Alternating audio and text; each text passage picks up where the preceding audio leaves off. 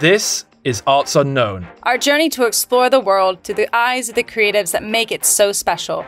A DIY arts and travel documentary following us, two curators who share a passion for art and culture. I'm Tina. And I'm Calum. Join us as we adventure around the world to discover the cool people that are doing the coolest shit. In the heart of East London we are, in Brick Lane. Sunshine. Gorgeous, gorgeous. This area specifically was just like the heart, and still is a bit like the heart of street art and graffiti and wheat pasting and people coming to leave their stickers, and you would literally come to this area just to see like which artists have popped up, who came to the city. And it's living and it's constantly changing, and as people come, they leave, as you say, they leave something behind them, and it's evolving all the time. There is still that kind of like, you know what, fuck it, let's just go out and paint tonight, we can paint here. It's a pretty special space. Since the early 90s, once hip-hop culture was able to sweep its influence across the globe, street art and graffiti became a way for people to leave their mark and express themselves in their city. Do you know street art's become popular when you get Gucci doing massive hand-painted murals? In East London, around Shoreditch and Brick Lane, the area has become a hub for the subculture to grow and thrive. If you're in London, East London on a Sunday, it's all about being in Brick Lane, all about being around the Truman Brewery. You've got food, you've got art, you've got crafts, you've got independent designers, independent everything, florists, all, you name it, it's here.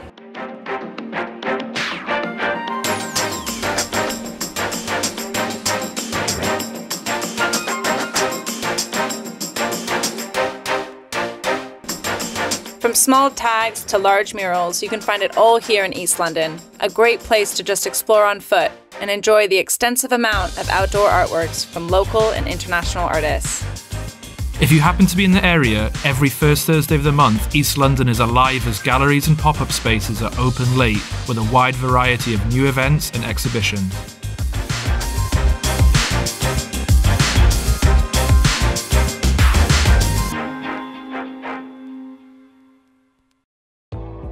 South London, and specifically Peckham, has always been home to a diverse and exciting community of creatives, with many originating from outside of the capital. This is due to the various art unis, studio space, and as far as London goes, more affordable housing. One of these artists is Welsh artist Billy, and his captivatingly nostalgic yet bewildering creations ranging from tattoos to canvases. We joined Billy in his studio to check out his process, what makes him tick, and life as an emerging creative making his mark on the art world. Thanks for having us. Hey Calum, Good to see you, dude. Good to see you. You too, man. Really Which like is the latest piece you're working on? This one here. This is still a work in progress. Everything else is finished. I think most of the work looks like it's unfinished all the time, kind of thing. They never look finished. Well, how do you know when you're done? I'm sick of it. I kind of go over and over and over painting. Really? Yeah, Until the narrative starts to become clear. Yeah, until it makes sense. Yeah. Oh, wow. So is it like a storyboard in that sense? Like you're starting with it and then it develops and then you've got the end thing? Yeah, I think like each painting has a different story, but it's like trying to find it. So I'm not sure how to carve it out, you know? And So then, you're trying to discover it within yourself. yeah. It's really interesting to see how your artwork has evolved from the painting to then being on the skin. Okay, yeah. Because I think that's like sort of that sums it up of that whole time capsule nature perfectly. I just started on my legs, like I've got terrible tattoos you all, did your own they're all ones? over the place. I got like, that was the first one. What do you mean? You're just, that's not horrible? Well, you just tattooing yourself? That's how I started, yeah. I'm so stupid for it.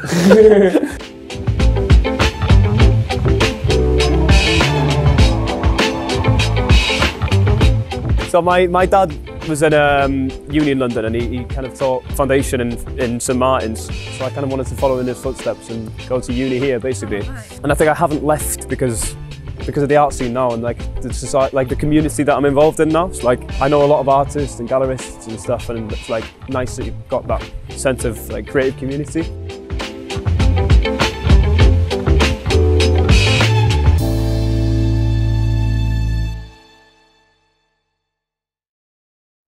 Leek Street is a 300-meter-long tunnel that runs under Waterloo Station, where graffiti is essentially legal. Back in 2008, Banksy held his world-famous Cannes Festival in the tunnel, which really gave graffiti artists that blessing they needed to paint whenever they wanted. It's a great place to see artists work in peace, away from the two things graffiti artists tend to hate the most: rain and the police. We are going to see Denzel, aka Curry Goat, textiles, fashion, super talented guy. Hello. Hey, Denzel, it's Tina and Calum. Hi, Ed. Come upstairs. Wicked, thank you.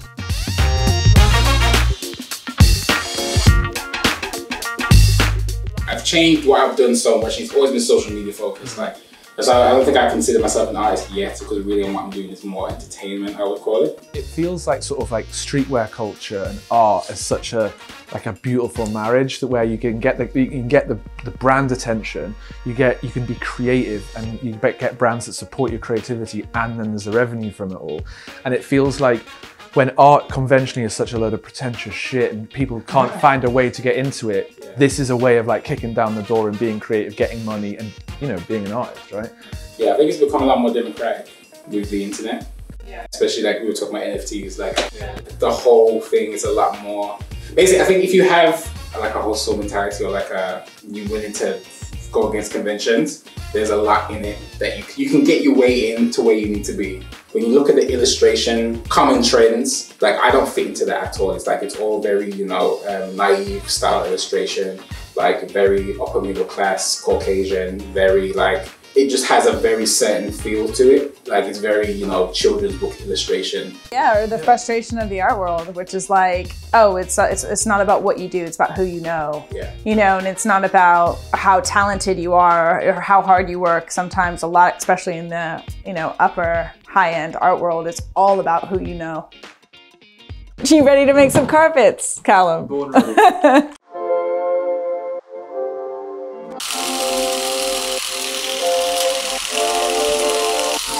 It's like therapeutic because you're feeling like it's like this pretty macho, crazy gun, and then it's making something so beautiful and fluffy on the other side. It's really.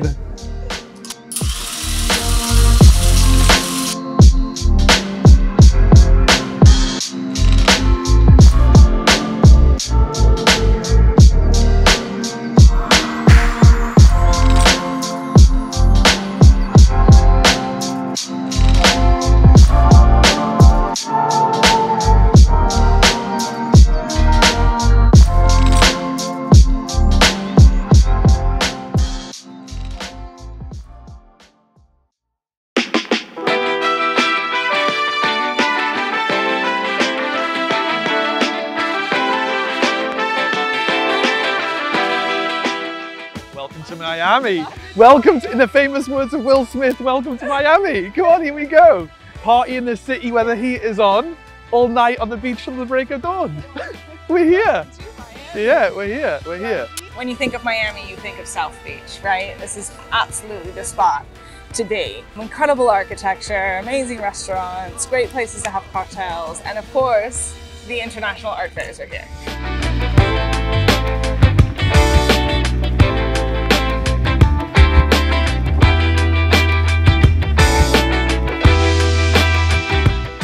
Wow, look at this. Look at NFTs taking over the fucking world.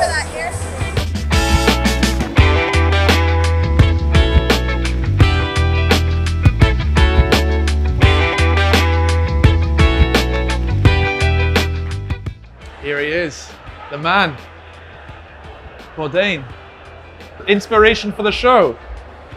We've got some Nigerian artists Look here. at how beautiful that is. That's crazy. That's different. That is different. South Africa. You know what? South Africa is a crazy art scene.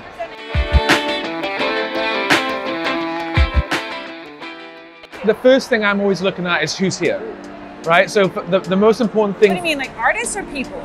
Demographic of the people. Demographic. Like the most important thing for me and what my mission is as a curator is accessibility and opening up art to the masses and having people from marginalized backgrounds experience art in the way that we all should. So that's still like a bit of a stumbling block then for the art world and for people to engage in the art world. Totally, because the problem is there's not enough platforms platforming black curators. Like, you need black people to tell their story. You need black curators to tell stories of black people.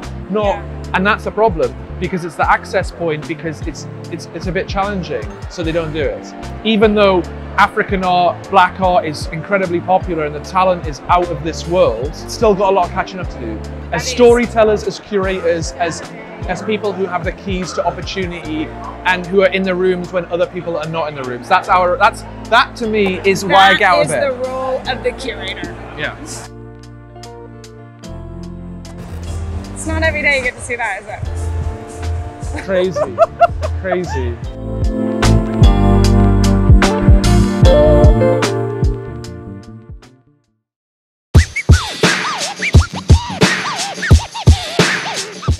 I think it's kind of just an exciting time for art in general, right? You know, right now there's so much energy in the city. Well, I guess it's the whole thing of, yeah, as you say, people have been locked away. Art has evolved so much in that time as well. So it's like seeing how the digital element of art, which has become so prominent in the last 2 years, coexists with the community and the physical and the event experience, right? And I guess this is going to be the forefront of that. As well as being known for the glitz and glamour of South Beach, Miami has cemented its place in the art world, either for Art Basel Art Week every December or for Wynwood's commitment to street and public art. The surrounding area has become home to galleries, independent shops and incredible art. And of course, our favourite, banging places to eat.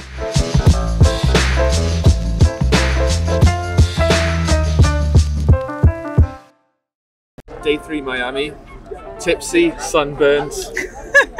I don't know how much art we've seen, but it's been pretty amazing, right? It has been pretty amazing. The booths that really resonate with me, the presentation that resonates with me is when you have a gallery that really does represent the artists that they're working with, you know, and they are exclusive to them, so the booth itself feels very unique, and the gallerist is they're so behind the artists and their mission. You know, they're really about pushing the artists and profiling them to the incredible amount of collectors that we have in Miami right now. The art fair experience is a beautiful experience. When we were meeting Billy and when we were meeting Curry Go, you know, it's like, it's nice to see what goes on behind the scenes. Yeah. Because the attachment for me is the creator, not so much the product. You're still being invested in the person who creates it.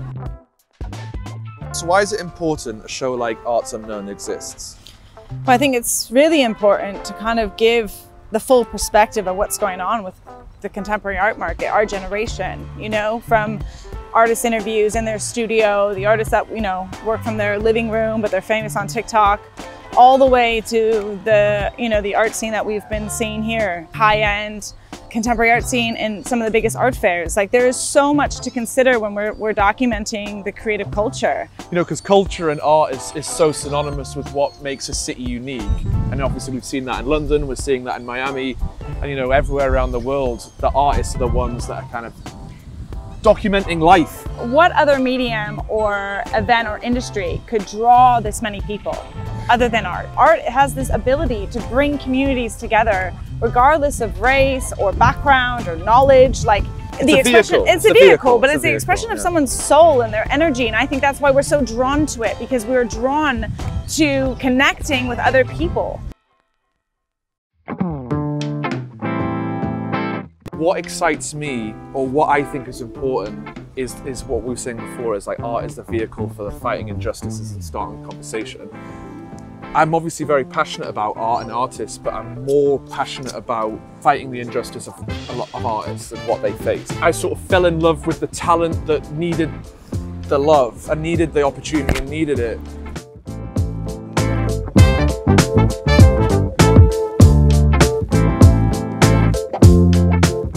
The beauty of street art and public art, obviously this has been said over and over again, but it is that access. Right? It's on the streets, it's in the communities, people can access it every single day. And a lot of people that might not ever walk into a gallery or into an art fair or into a museum are now exposed to talent from all over the world. Well, it's like the ultimate disruptor, isn't it, street art? Because all of a sudden, it's not experienced in the conventional form. It's like in people's faces, it's for everyone and it's by everyone. For me, when I stand in front of a painting, I feel so privileged to be able to have that moment with the artist's energy, and there is this beautiful authenticity that comes with that energy. The best piece of art is when it's most authentic to the artist.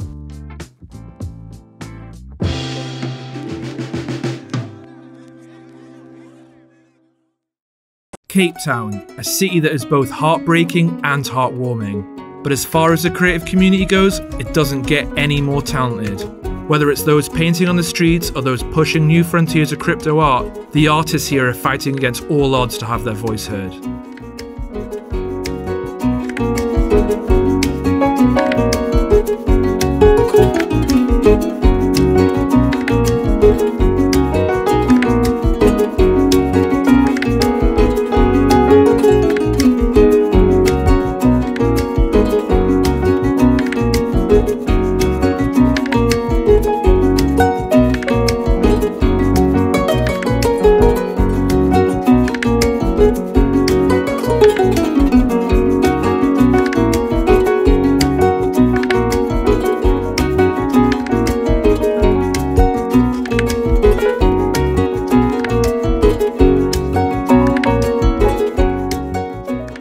What got you into painting?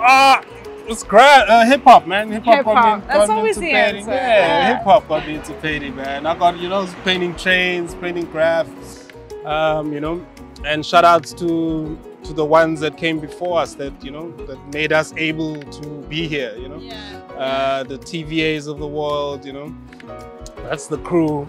That's Falco, Mac 1.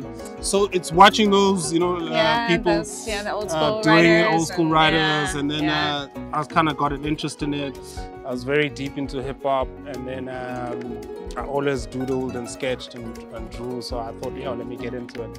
So got into it with a couple of people and started a crew.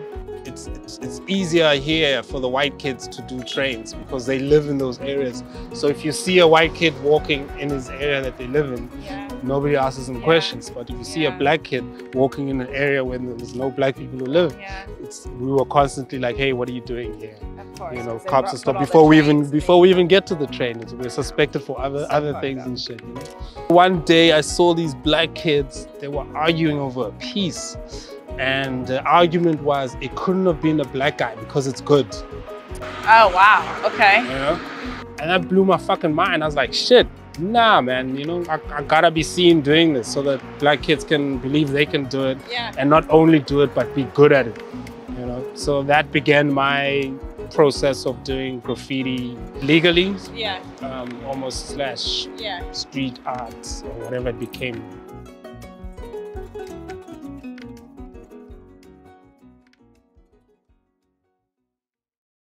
So you describe yourself as a mural artist, so you kind of not too keen on painting small after painting silos?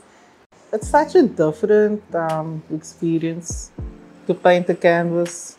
I kind of struggle to switch over from being outside and all the fun things of painting outside and then just sitting in the studio and working on a canvas, which also takes a lot longer than painting a wall.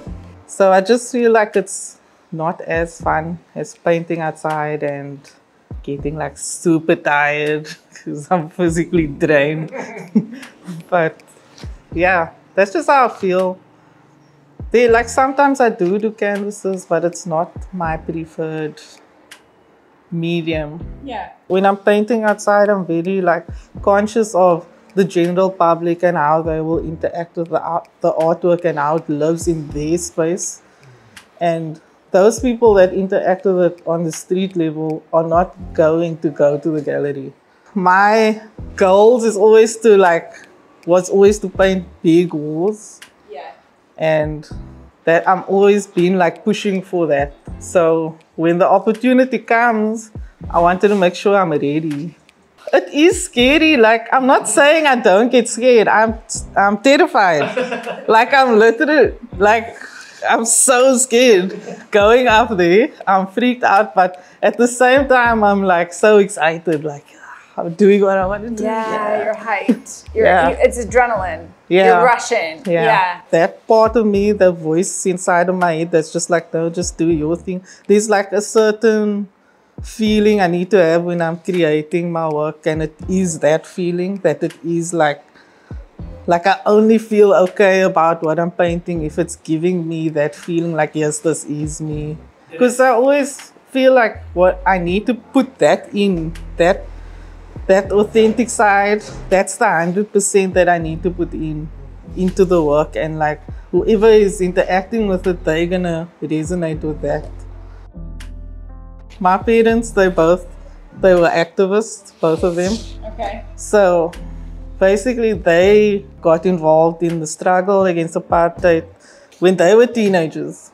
And through joining the struggle, they got access to learning different ways of thinking. So they were studying like philosophers and things as part of like educating themselves and empowering themselves to be able to fight against the government. They kind of like raised us with all these values of like how to respect other people and not discriminate, and also how to value ourselves as women. He taught us to, that we could be what we wanted to be because they couldn't choose, really.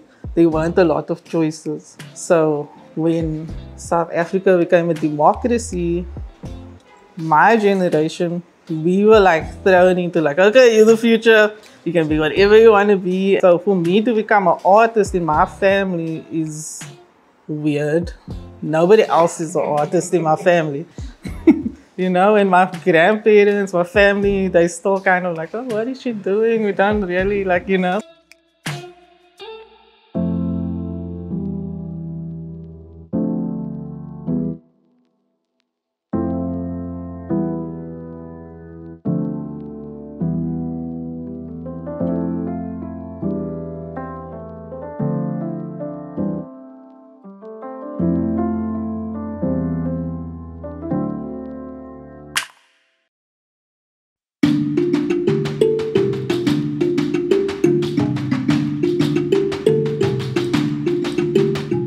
So I think my main focus is just getting shape and form there and knowing where the lighting is, and then like things like that. I'm not gonna go and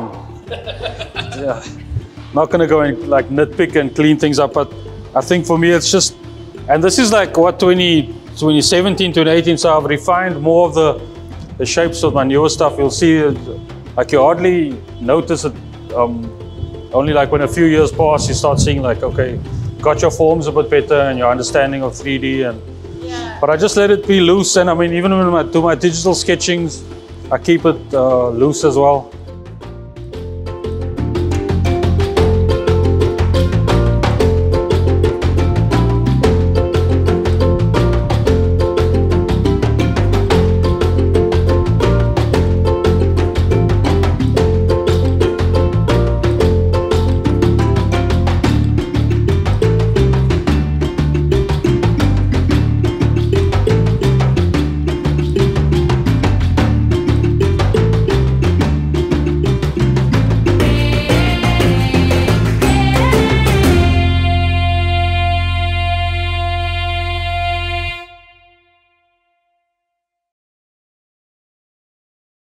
We are very multicultural or very diverse in our different cultures.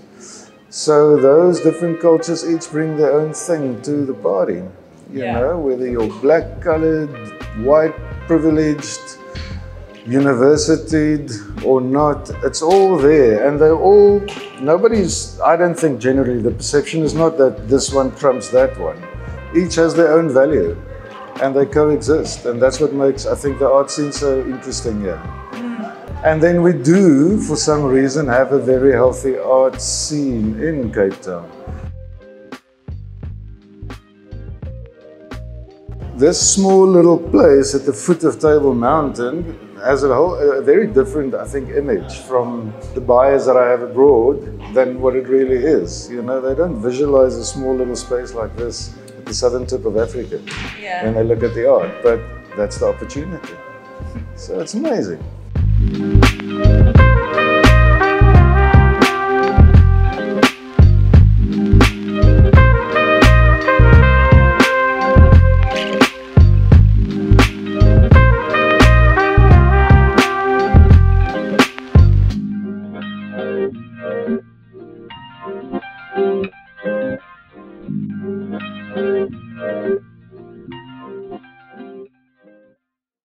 what's so important about this little series is really, like, when you think about it, how do you get to know a city? Why do people travel?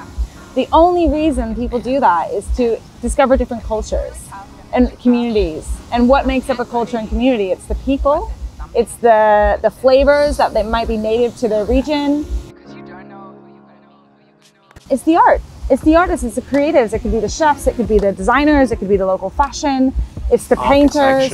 Yeah, and when you go to a city, what do? You go to the local museums, you go to the local art galleries. Well, some people just go for a pina colada in the sunshine, but you're right, it's the best way to discover a new place is through the people that live there and what makes the city tick, and you know, why people go to certain places on certain days, and you know, speak a certain way, and all these kind of things. It's like, and the only way you truly do that is through, you know, hanging out with the locals. When you're traveling to a new place, you have a duty to put your hard-earned pounds or dollars or euros into the pockets of people that are, you know, are there. You don't want to be putting it into change so much. You don't want to be buying pieces of shit. You want to be investing in the experience and the people that make it special, you know? So yeah, and the artists that are unknown really do make it special. Yeah, they do.